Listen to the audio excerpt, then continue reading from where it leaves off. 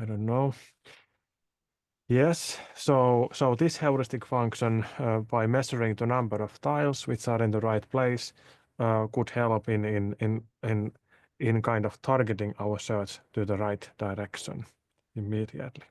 But there may be some other, even better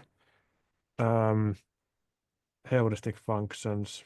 Any thoughts about it?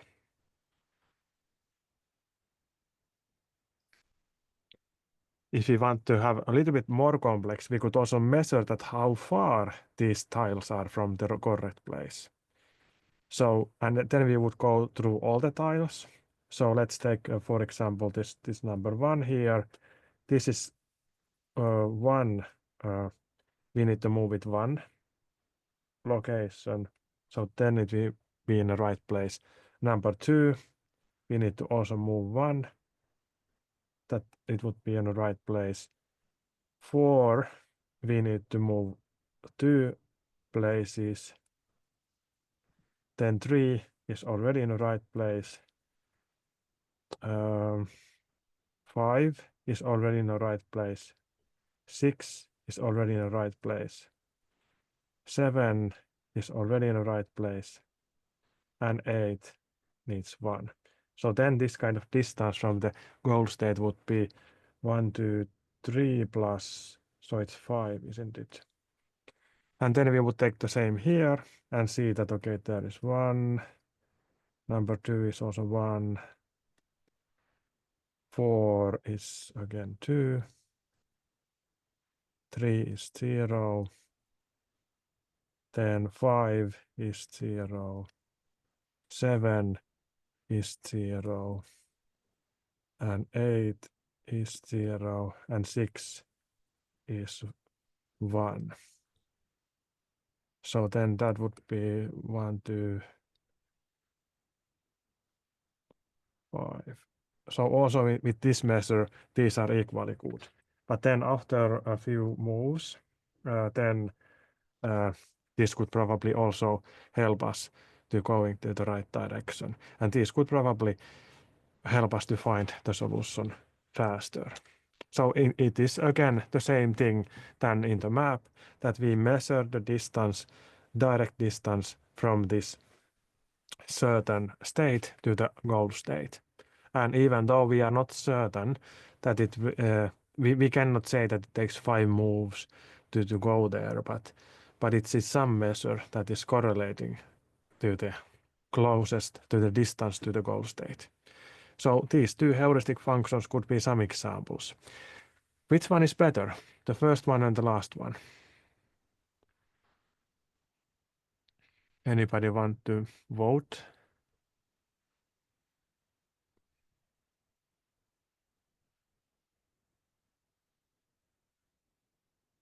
The first one is faster to calculate. It may not be that comprehensive. The second one contains some more information, but it's also taking longer time to calculate. And sometimes, if this kind of case is very simple, it may be a disadvantage that it takes too much time to calculate. And then the first one would be better. But in some other cases, the second one is better because it is maybe more reliable. But anyway, in any cases, we measure the distance of the goals of the next state to the goal state, and then that helps us to concentrate our search in the most promising actions. That is the whole idea of this informed search and heuristic functions, and this is where this A-star algorithm is based on. I think I have some detailed information here about that. Also, that how it goes step by step. But if there is no questions about this, we can go further. And I'm next going to see how to solve more kind of real world problems, because these have been a very kind of toy sites problems. Next one is also a little bit toy sites, but the last one is a kind of real case already. So in this next one, I was just demonstrating that how this NetworkX library can be useful for doing all these things what we have made, solving all these graph search things. And for that purpose, I made a little bit larger database by looking at this information, the coordinates of these cities. So I can put much larger database of cities. I don't want to kind of manually search them, but there are so many databases. So I found one where we have these coordinates. And if we have these coordinates, I can calculate, I can put them into my data structure. And I also made here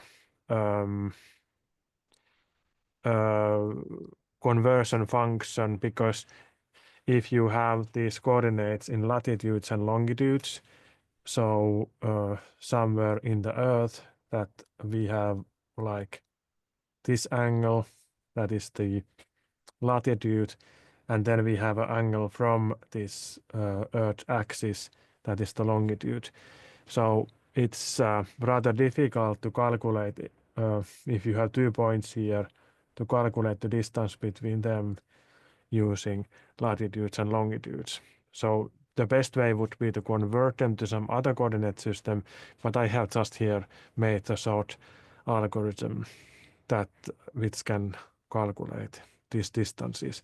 And then I have kind of converted my homemade algorithm into some kind of xy coordinates, where we can use Euclidean distance matrices instead of this latitude and longitude and spherical coordinates. But let's not pay attention to that too much.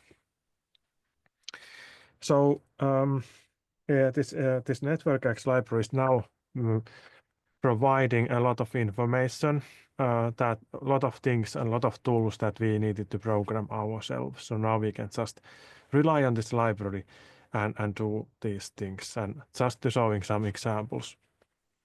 Like always in this Python programming, we first need to import this library, this NetworkX, and we can use an alias name for it. And now I use this NX because it's short enough. And then some plotting library also I have uploaded so that I can plot things. And now when I can use all these functions into NX library, I first create an empty directed graph. That is an M. M is now my empty directed graph.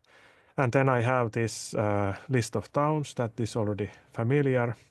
And then I add these into this graph. And so I add nodes. So every city will be a node. And I get some additional information there as well. That is the coordinates of that town.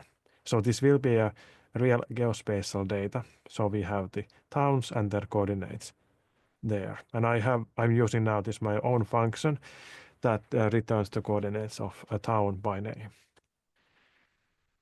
And then I also adding the edges. So now I have only the nodes in the graph. So I need to add edges as well. And this is already quite familiar. So I'm adding in my graph an edge between Vaasa and Laihia, the node whose name are Vaasa, and that one is Laihia, and I put a weight on that edge, and the weight is the distance. And now I have found these distances from some other database, so I can add them there. So now I should have a graph which has certain nodes, and their positions are known, and then I put their connections between them, the roads between them, the edges, and their distances. And now when it is all there, I can easily plot it. So I can just use this. I'm just creating here the new figure, which size is 8 by 8, and then I find out the positions of these nodes by querying them from the graph. I get the node attributes, the positions, and then I ask this network graph to draw itself into this image, into this figure that I just created. And I need to give it this kind of the graph information itself, and then I say that use the positions that I just queried from the graph, and node color is orange. And then it draws the nodes there, and then I also ask it to draw the edge labels and using these weights what I have calculated. And now I have here the graph, and this is now a geospatial graph, so the location of these places should be somehow correct, so they are from each other, they are in the correct locations, and the distances between the road distances between them should be correct. So now I have this information in a graph. So the map that we had in the beginning is now converted in this form, which is more appropriate for a computer. And now when it is encoded in the GraphX library, I can use all the nice functions in the GraphX library, which are also very efficient. So let's see what we can do with this. And by the way, all this code is runnable, so you can just copy this code and make your own program to repeat what I have done and then modify it for your own purposes. So now I can start using the graph and look, for example, which are the neighbors of Kauhava, and it says Lappajärvi and Tevijärvi. Is that correct? Kauhava, it has directions to Lappajärvi and Tevijärvi, so seems to be like that. And this is again a directed graph like in the beginning, so it's similar information. But now we didn't need to program it by ourselves, but it is also good to remember how you can program it yourself, and this NetworkX is doing something similar. And then we can, for example, make the breadth first search,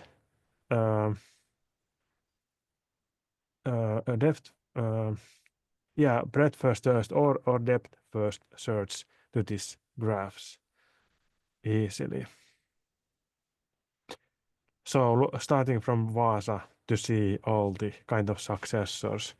So we can kind of browse through the whole graph easily, and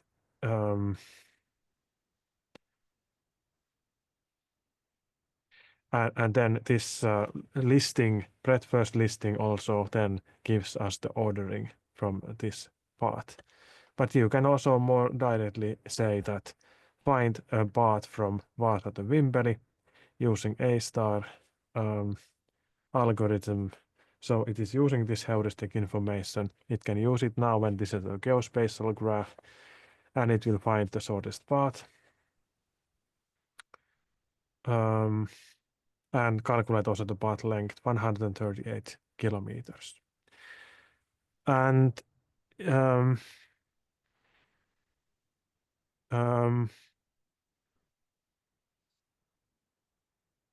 and I can give there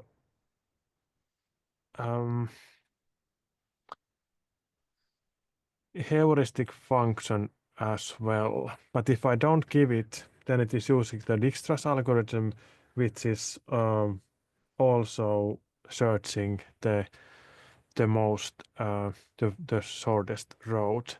But it can be made faster if you have a good heuristic algorithm to provide to it. But now we can use all these queries from this NX library when we just have first taken the effort of converting our data into NX GraphicX library formats. So you need to read a little bit documentation and then convert your data and add it to the graph, and then you can use all these things. Yes. There was some information about a heuristic algorithm, and here is my own implementation about it. So I made an additional function that can calculate the distance if you just give the name of two places, if gets their coordinates and calculates their distance with the Pythagorean theorem. And now I made an heuristic function between two nodes u and v, and it returns thus the distance of u and v like this. And for example, we can now think that if we are starting from Vaasa and we first go to Vöyri, that takes 32 kilometers to go there. So we know this already because we had driven this distance, and then we calculate what is the line of sight distance from Vöyri to Vimpeli and add it here. And then we also can think that, okay, if we go first to Laihia, it's shorter distance, and then we calculate the line of sight distance from Laihia to Vimpeli. And when we sum this together, it seems that estimated cost through Vöyri is 111 kilometers, so that is 32 plus something, and estimated cost to Laihia is 119 kilometers, so it is 26 plus something. So the shortest path seems to be through Vöyri, and you notice that if we add this 32 to 111, it's 143. That is not the correct distance, but it is our estimate at this point of time. Yes.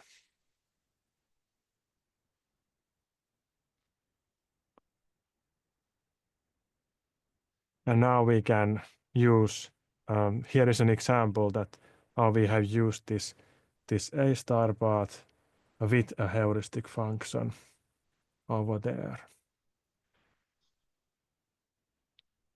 And it takes some milliseconds to calculate the path. And if there is no heuristic function, then it is using Dijkstra's algorithm, it is also pretty good.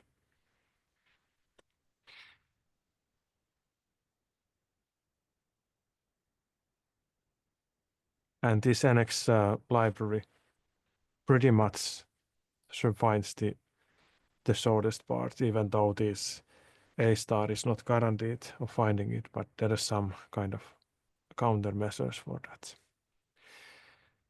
Okay.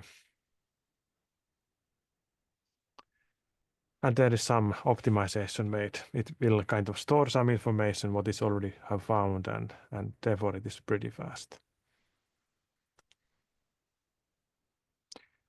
And then we can go to the real world example.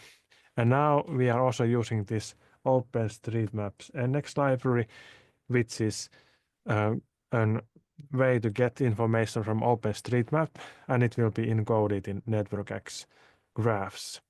And let's see how that works. So now we are also importing this OSM NX. And if you work with Python and Python notebooks, this is also a useful line because then you can make these plots more interactive. You can zoom and do things like that. Okay, so let's see how this is working. And first I wanted to create this kind of bounding box so that we know that from which area I want to download those roads. Otherwise, it can be done in several ways. Like I can take just like this way, that say that take all the roads from the Pohjanmaa region, but it is not sufficient in this case because this road that we are looking for is outside of Pohjanmaa. It goes also to the south, Etelä-Pohjanmaa, so this region is not enough. So I decided instead to have a bounding box so that the north is 63 point something, the south is 62 point something, and east is 24.1, and this is 24, and we should have all the targets in there. And then it downloads all the networks which are labeled as drive, and they are the roads what we are looking for. You can look at the web page of OpenStreetMaps to see what kind of networks you can download or what kind of information anyway. So then that downloads that information and makes us a graph called graph box or gbox, and then we can use that to search our routes. And it's very nice. We can also directly plot this graph. It is not visible there. Let's take this other place. Other view to this.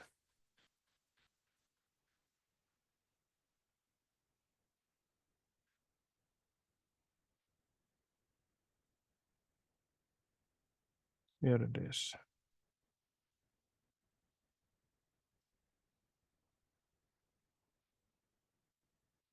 Yes, so we have imported the NX library and we have downloaded it in a bounding box, and now we can plot the roads, and here they are.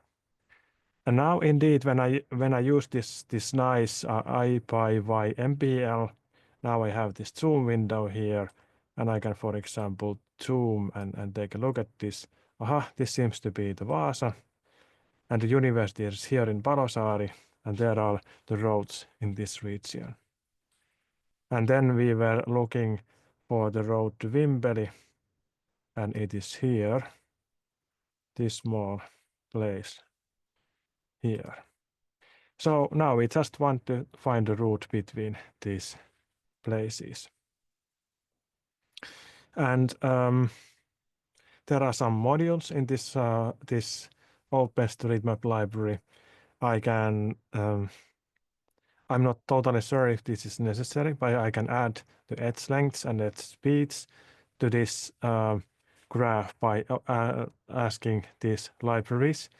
And then there are a few ways how to determine the starting location and end location, and I was just using these coordinates. And by the way, this map is now in a real coordinates. So if I go somewhere here, I can see here in the bottom the coordinates of this place. So this helps me to determine the bounding box and also the starting location. So if I would now zoom here and find out, for example, where the university is, its coordinate seems to be 25.59 and 63.10, and something like that I have placed here. So the university is in these coordinates and the target location is here. You can also use this OpenStreetMap to search by city names. But then I try to find out the closest node for the starting location, which is the coordinates of university. And then I also find the closest location of the destination. And I ask it to also return the distance. So there are the IDs of the nodes, the source and the destination, and the source point, what I defined, seems to be 74 meters to the closest node of the graph, and that's okay. So I will instead use this shortest. So this node is 74 meters away from my location, what I defined here. And it's okay because my coordinates was a little bit kind of uncertain anyway. And this target location point, closest node seems to be 12 meters away from this node. So I think that these nodes are really good. So I will use them and calculate the distance between origin and destination. And then I just ask the shortest path, and it gives me the route. And then I can convert that route to a GeoPandas data frame, GDF. And then this GeoPandas data frame I can plot by giving just explore. And now there seems to be the road. And when I'm looking at this now and looking it here and checking that what kind of road is found, the beginning is really good, but then here it is a little bit strange. So if I would drive there, I would definitely choose this Kokkolantie, which is much faster road. But why did it select it this way. Why this is not so good?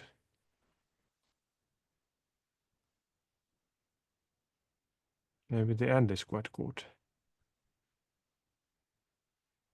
But what's wrong?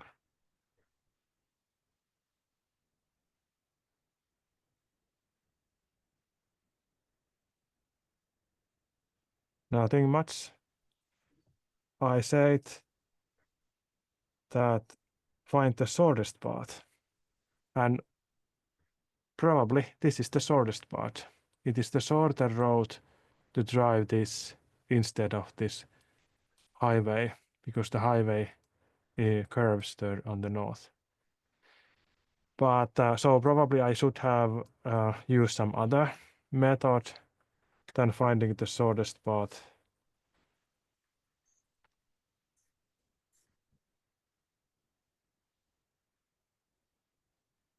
But I don't know how to do that, but I should check from the manual. Or maybe it is just that my weight is now length. So it is the shortest path according to the length. So maybe it should be the shortest part when the weight would be travel time. I'm not sure if that works. But we have calculated the travel times.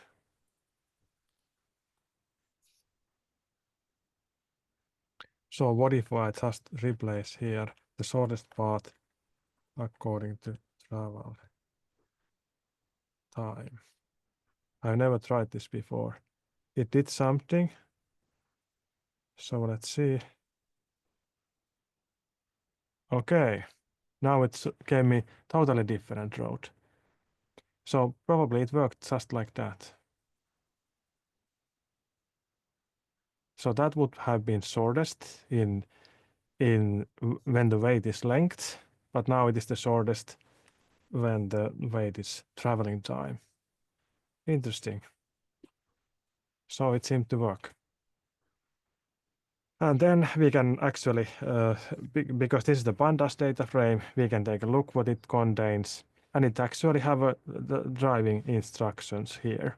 So we have the name of these roads and some category of the roads. Is the secondary, residential, or things like this. It even knows what is the speed limit, and it knows the length of each one of these pieces of road and travel times. They are now all here. This is the end part. And then there is somewhere the geometry as well. So I can even kind of find these places in a map. It's the last part there. Yeah, line string. So these are the coordinates of each species of the road here. So this is all the information, geospatial information needed for this travel. So it is pretty easy to make your own navigation algorithm. And then we can calculate some statistics. This whole map has 21,000 nodes, and these are these crossings of the roads, and it has like 50,000 edges, and these are the roads, and total length was 135 kilometers when I tried to optimize the shortest part. And with Google, I checked that it is about 138 kilometers. So let's see what it is now when I optimized it in travel time. 6 kilometers. What is this?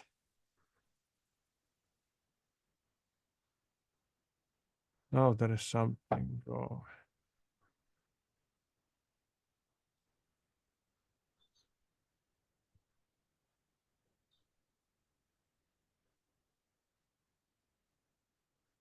But I don't know what it is.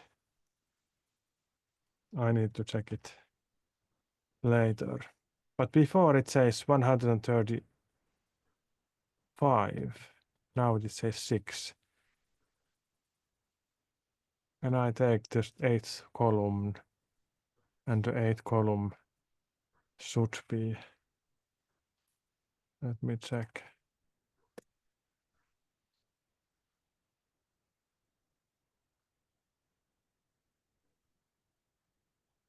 I take one value from the 8th column. It's 27.7. It's travel time. Aha, yes. So it is not the length, it should be 6 now. So I have somehow changed this. So this is now the travel time. Maybe it's 6 hours. The 6th column, this is the distance. So I should put here 6. Okay, 143 kilometers. Yes, so this is how it worked. So it's easy to use the map information and through navigation using graph search algorithms. And then you could make an intelligent navigation agent that could go through these things, that you just encode your information in a graph and then use some intelligent search methods to find a solution of a puzzle, or looking at all the possibilities of the next moves, or searching the route in a map. So there is endless possibilities for using this. Some interesting research area currently is graph neural networks, so that you have you encode your information in a graph, and then you find the connections between different graph sections with neural networks by training the parameters, and then you can have a kind of higher order connections between different parts of the data. Yes, that's everything about this part.